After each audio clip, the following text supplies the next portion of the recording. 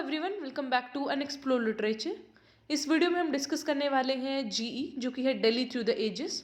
उसकी first unit के बारे में हम यहाँ पे बात करेंगे, जिसका टाइटल है ancient Delhi and adjoining sites, Indraprastha, Ashokan addicts, Mehrauli iron pillar और लाल कोट।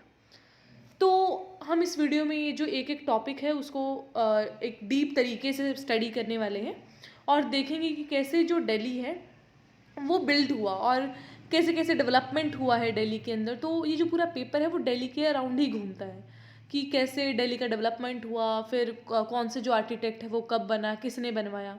तो इस तरीके की बातें इस पेपर में होने वाली है। ये काफ़ी इंटरेस्टिंग पेपर है एंड जब आप इसको रीड करेंगे तो आपको एक कनेक्शन भी फील होगा, because you all are from Delhi university and you might have visited Delhi. अगर आप दिल्ली यूनिवर्सिटी से नहीं हैं तब भी, तो अगर आप उस प्लेस पे गए हैं तो आप उन चीज़ों को रिलेट कर पाएंगे कि ओके, या अब यहाँ पे उस एरिया की बात हो रही है, अब यहाँ पे उस पर्टिकुलर साइट की बात हो रही है।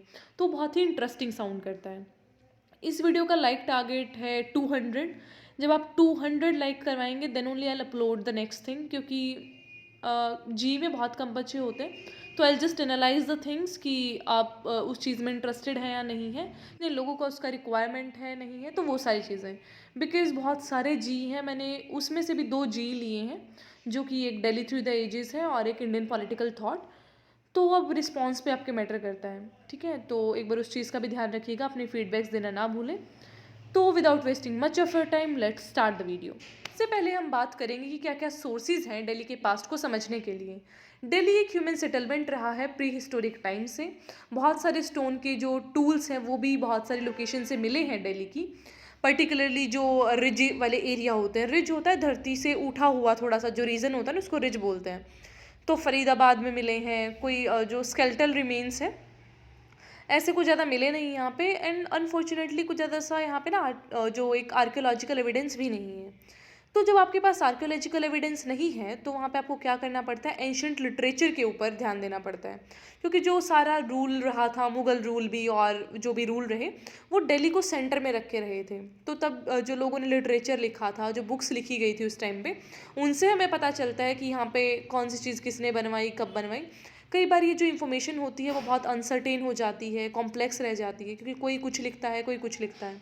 अब ब्रिटिशर्स का अगर आप 8th क्लास के एनसीईआरटी पढ़ेंगे तो वहाँ पे एक कोई वॉर के बारे में बता रखा है। तो ना वहाँ पे एक कॉम्प्लेक्स चीज़ दिखा रखा है कि वो जो इमेज है ना उसमें दिखा रखा है कि भाई ये ना जब इनको दिल्ली कैपिटल मिला था ब्रिटिशर्स को, तो बहुत ही बड़ा सेलिब्रेशन हुआ था एंड उसमें ना पूरा बहुत अच्छे तरीके से उनको ये हैंड ओवर किया गया था दिल्ली। लेकिन एक्चुअल में वो इतना बड़ा कोई था नहीं, एक इवेंट। उसमें आराम से बस बोल दिया गया था कि ठीक है अब आप इस कैपिटल को ले लीजिए। तो जो ब्रिटिशर्स हैं या फिर कोई भी रूलर है, वो बहुत बड़ा चढ़ा के लिखवाता है उन चीज़ों को, जैसे कि उसने बहुत बड़ा अचीवमेंट करा हो, वो ये चीज़ दिखाना चाहता है। तो हम इसलिए ना इन ज़्यादा जो एविडेंसेस होते हैं ये लिटरेचर वाले, उन पे भी रिलाई नहीं कर सकते। तो अब कैसे देखेंगे कि पूरा स्टडी कैसे हो पाएगा इस दिल्ली के पास्ट का। हमें क्या करना है कि जो सारे एविडेंसेस हैं उनको इकट्ठा करना है। कोई टूल मिला है, पोट्री मिला है, मॉन्यूमेंट, स्कल्पचर और लिटरेचर है, जो भी चीज़ें हमें मिल रही है हमें उनको इकट्ठा करके ही हमें पता लगेगा कि भाई क्या कुछ पास्ट रहा है, जब उनमें सिमिलरिटीज़ हमें मिलेंगी। तो उपेंद्र सिंह हैं जो अपने वर्क में एंशियंट दिल्ली के बारे में बताते हैं कि कैसे उन्होंने पूरा हिस्ट्री है जो वो ट्रेस किया है from the stone age to the time of Rajputs, कि राजपूत के टाइम्स तक पूरा हिस्ट्री है जो वो कैसा था। तो स्कॉलर्स के अकॉर्डिंग जो हिस्ट्री थी दिल्ली की, उसमें ऑरल ट्रांसमिटेड लोकल लेजेंड्स भी थे, मतलब कि ओरल स्टोरीज भी थी जिनको रिकॉर्ड किया गया टाइम टू टाइम और फिर बाद में लिखा गया इन द कलेक्टिव मेमोरी, जो कि कलेक्टिव मेमोरी का हमें जो है काम करती है। फिर जो फिजिकल जियोग्राफी है दिल्ली रीजन का एंशियंट टाइम में, वो थोड़ा सा सेम ही रहा है। एंड वी नो दैट कि जो सेटलमेंट है दिल्ली में वो कनेक्टेड है पूरे नॉर्थ इंडिया से। जो मथुरा वाला रीजन है, तक्षशिला हो गया, वाराणसी हो गया, सरस्वती, कौसाम्बी, ये जो सारा एरिया है उनके साथ ट्रेड रूट्स भी हमारे मिले हुए हैं। और अर्ली हिस्टोरिकल पीरियड में इसे क्या बोला जाता था, उत्तर पथा बोला जाता था और दक्षिण पथा बोला जाता था। जो हिस्टोरिकल रूट्स हैं दो, उनको जो उत्तर दिशा में जाता था उसे उत्तर पथा, मतलब उत्तर और पथ, पथ होता है रास्ता, तो उत्तर का जो पथ था वो उत्तर पथा और दक्षिण पथ जो दक्षिण का रास्ता था उसे दक्षिण पथा बोला जाता था। फिर जो एक्सेस ऑफ वाटर है वो हमें मिलता था रिवर यमुना से, जो कि दिल्ली से होकर बहती है। तो उससे भी बहुत ज़्यादा जो ट्रेड है वो फ्लरिश हुआ। हम बात करेंगे जो अर्लीस्ट सेटलमेंट थी अंडर द नेम इंद्रप्रस्था, जो कि थी हस्तिनापुर, पानीपत, तिलपत, ये जो सारी जगह हैं उनका जो एक सेटलमेंट कैसे हुआ और किस रूलर ने किया, वो सारी चीज़ें हम यहाँ पे बात करेंगे।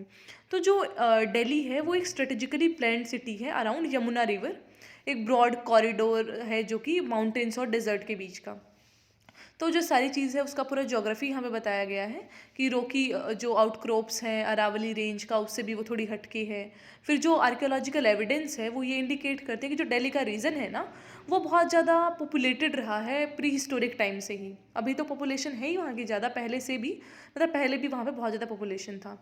फॉर एग्जाम्पल स्टोन एज के जो आर्टिफैक्ट्स हैं वहाँ पे बहुत सारी जो साइट्स हैं उनको डिस्कवर किया गया है, मतलब जो स्टोन आर्किटेक्ट्स हैं, आर्टिफैक्ट्स हैं, उनको बहुत सारी लोकेशन से डिस्कवर किया गया है और बहुत सारे एविडेंसेस भी हमें मिलते हैं जो कि हड़प्पा और ये सारी सिविलाइजेशन से लिंक होकर हमें बताते हैं कि भाई हाँ, यहाँ पे कुछ ऐसा ह्यूमन सेटलमेंट रहा होगा।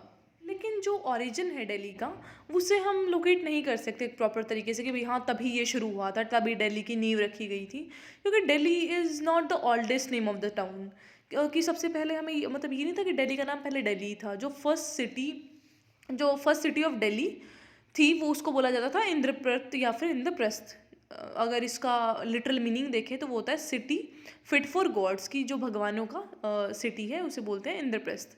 तो अकॉर्डिंग टू अ लेजेंड, मतलब एक स्टोरी के अकॉर्डिंग, जो टाउन है इंद्रप्रस्थ का उसे युधिष्ठिर ने इस्टेब्लिश करा था। जो हमने उस स्टोरी में पढ़ा था ना महाभारत वाली में, डाइसिंग वाला वीडियो में, कि कैसे जब उनको हस्तिनापुर से निकाल दिया गया था तो एक नया जो राज्य है, अपना कैपिटल है, वो बनाते हैं इंद्रप्रस्थ।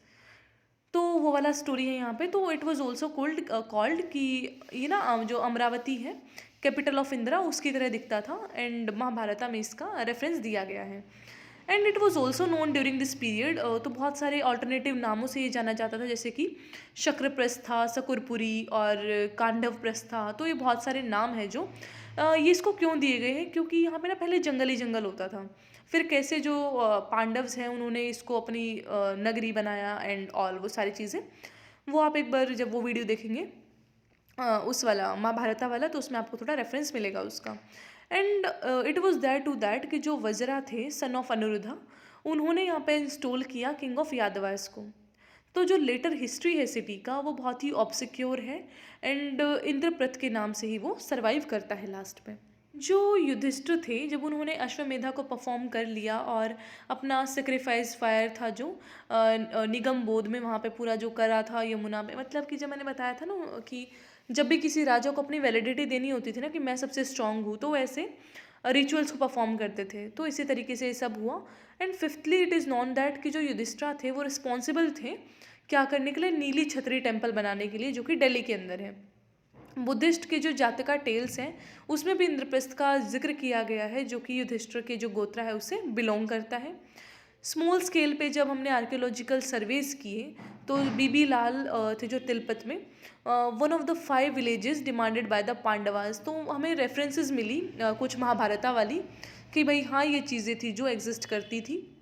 और जो फाउंडर थे ना इसके ASI के, कहीं आर्कियोलॉजिकल सर्वे ऑफ इंडिया, पहले फाउंडर थे इसके, पहले पहले ही होते हैं फाउंडर तो ऑफ कोर्स। तो जो इसके मतलब फाउंडर थे अलेक्जेंडर कनिंगम, उन्होंने भी बताया है कि जो इंद्रप्रस्थ है उसका लिंक है इंद्रप्रथ से, जो कि एक प्लॉटमीज ज्योग्राफी में मेंशन किया गया है। मतलब हमें यहाँ से पता लगता है कि जो महाभारत है और दिल्ली है उसके थोड़े लिंक्स जुड़े हुए हैं, जिसे आप जब लिटरेचर पढ़ेंगे उसके अंदर आप अच्छे से देख पाएंगे। 2 क्लेम किए गए हैं 1847 से 1950 के बीच में regarding the origin of Delhi, की जो ओरिजिन है दिल्ली का वो कैसे हुआ। तो जो इंद्रप्रस्था वाला मिथ है उसको ट्रांसफॉर्म किया गया है हिस्ट्री के अंदर। जो एक्सपर्ट्स हैं, हिस्टोरियंस हैं और आर्कियोलॉजिस्ट्स हैं, ये सारे जो मिलके, ऑथर, टूर गाइड्स, ये सारे मिलके कुछ क्लेम्स करते हैं। ये जो ग्रुप्स हैं वो सजेस्ट करते हैं कि जो इंद्रप्रस्था था ना वो ओरिजिन है दिल्ली का। सेकंड क्लेम ये बोलते हैं कि जो पुराना किला फोर्ट है जिसको 16th सेंचुरी में बनाया गया, वो बनाया गया है on the top of the ancient, लेकिन जो इनविजिबल सिटी था इंद्रप्रस्था का, मतलब इंद्रप्रस्था के ऊपर पुराना किला बना दिया गया है।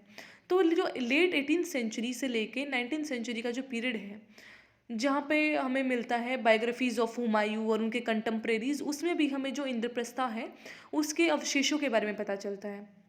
तो यहाँ से हमें एक थ्योरी निकल के आती है जो कि काफ़ी इम्पॉर्टेंट है।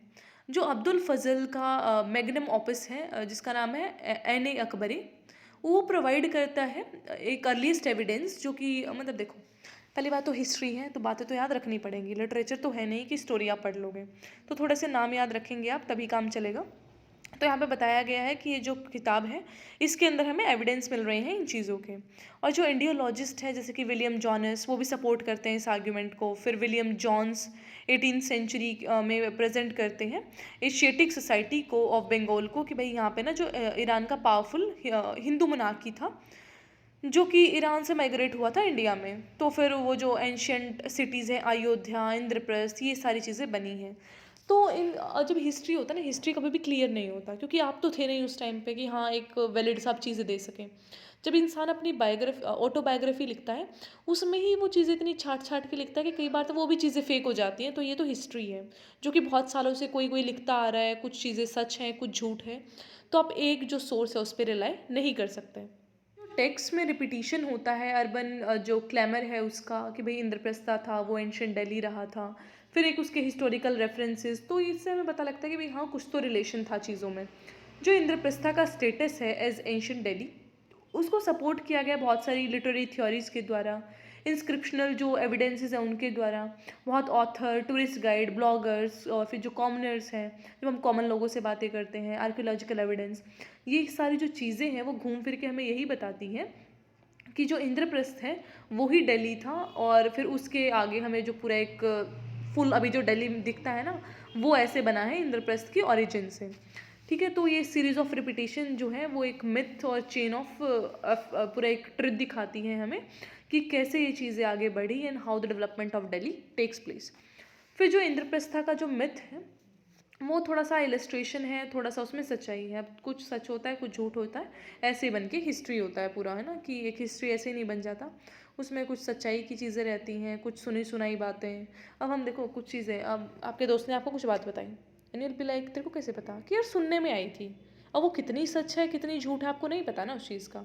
अब वैसे हिस्ट्री में होता है कि भाई सुनने में आई, मेरे सुनने में आई, फिर मैंने तीसरे आदमी को बता दी, और जब वो पूरी क्लास में बात फैल जाएगी ना तो लोग उसको सच मानने लग जाएंगे, क्योंकि लोगों को लगेगा कि इसको भी पता है, मेरे को पता है, सबको ही पता है वो चीज़, मतलब कि बात में कुछ तो सच्चाई है जब सभी को पता है। तो वो वाली चीज़ें रहती हैं जब हिस्ट्री में इतना एक चेंज हो जाता है, मतलब इतना छोटा छोटा चेंज होते होते एक मेजर चेंज हो जाता है। तो इस तरीके से जो पूरा मिथ है वो भी चेंज हो सकता है, तो we never know about that.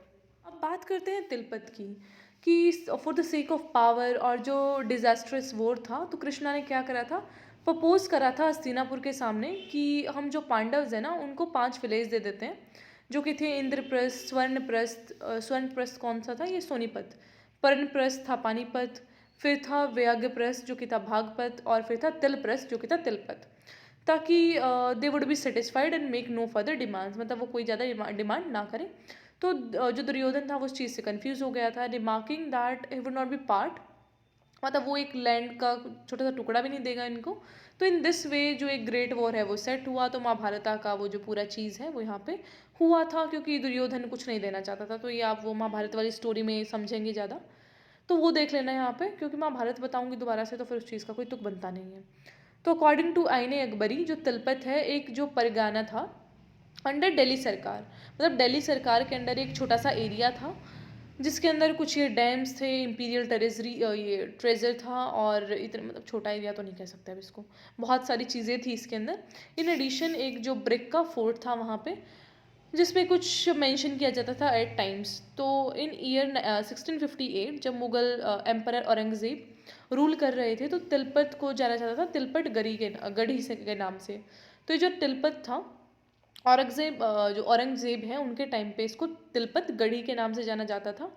और 1669 में तिलपत का जो तिलपत है वो क्या हो गया, एक एपिसेंटर बन गया जाट रेबेलियन का, जिसको तिलपत जमींदार गोकुला ने लीड किया था। तो ये था पूरा हिस्ट्री तिलपत के बारे में। अगला सिटी है पानीपत। तो जो पानीपत है वो 5 सिटीज़ के अंदर है, मतलब जो कि पांडव्स को ऑफर की, मतलब जो पांडव्स ने कंस्ट्रक्ट की थी महाभारता के टाइम पे, और जो इसका हिस्टोरिकल नाम है वो था पांडुप्रस्था। तो जो पहला बैटल था पानीपत का वो लड़ा गया था यहाँ पे अप्रैल 21, 1526 में, between the sultan of Delhi जो कि थे इब्राहिम लोदी और बाबर के बीच।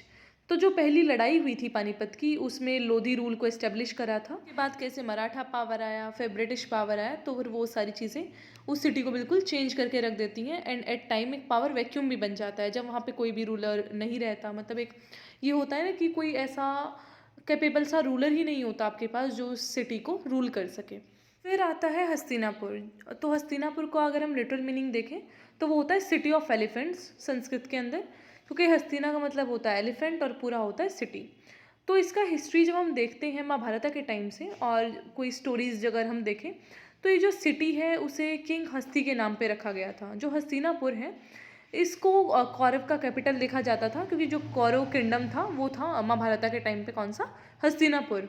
बहुत सारे इवेंट्स हुए हैं यहाँ पे। यहीं पे जो क्वीन गांधारी और जो वाइफ है इसकी धृतराष्ट्र की, उसने 100 कौरवों को जन्म दिया था और बहुत सारी चीज़ें यहाँ पे हुई थी। एंड गंगा के नियर ये था हस्तिनापुर, और 2 लोकेशन थी जो कि द्रौपदी घाट और कर्ण घाट भी है यहाँ पे, जो कि महाभारत के बहुत ही सेंट्रल फिगर्स हैं। फर्स्ट मेंशन है इस प्लेस का हस्तिनापुर का, वो पुराणों में दिखता है, जो कि डिस्क्राइब करते हैं सिटी को as the capital of emperor Bharata, क्योंकि जो भारता है उन्हीं से पूरा क्लेंस शुरू हुआ था। उनके टाइम पे जो किंग थे संप्रति, जिनको सम्राट संप्रति भी बोला जाता था, तो उनका जो पोता ये था ग्रैंडसन पोता मोरैन एम्पायर का, ये अशोका, तो बहुत ही एक ग्रेट रूलर ये रहे। फिर उन्होंने बहुत सारे टेम्पल्स बनाए, और जो आर्कियोलॉजिस्ट बीबी लाल है वो भी इसके बारे में बताते हैं कि जो हस्तिनापुर है उनको सबसे पहले इवेकेशन वहाँ पे करे गए 1950s में। तो यही जो सारी चीज़ें हैं वो बताई जाती हैं यहाँ पर कि कैसे जो हस्तिनापुर है और महाभारता है उसके अंदर कौन से कॉरिलेशंस हैं, जो लिंक्स कैसे दिखाए जाते हैं। तो यहाँ पे हमें जो पूरा रीज़न है, अगर हम टेक्सचुअल एविडेंसेस को पढ़ेंगे और फिर महाभारता से उसे रिलेट करेंगे, तो हमें पता लगता है कि हाँ कुछ ऐसा हुआ था and there are evidences for it. चाहे फिर तुम उस चीज़ को कॉमनर्स के तरीके से देख लो, आर्कियोलॉजिस्ट सर्वेज की तरफ से देखोगे, या फिर किसी भी तरीके से देख लो, you find like evidences for that. ये था इस टेक्स्ट के बारे में। ये फर्स्ट पार्ट मैंने अपलोड किया है अभी, इसका सेकंड पार्ट भी जल्दी ही आ जाएगा if you guys will complete the like target. And because वो एल्गोरिदम में आ जाता है, इट्स नॉट अबाउट कि have to do that, but वो थोड़ा सा हेल्प करता है चीज़ों को एल्गोरिदम में लाने के लिए। तो प्लीज़ वो कर देना, and don't forget to subscribe the channel, like the video and share it with your friends.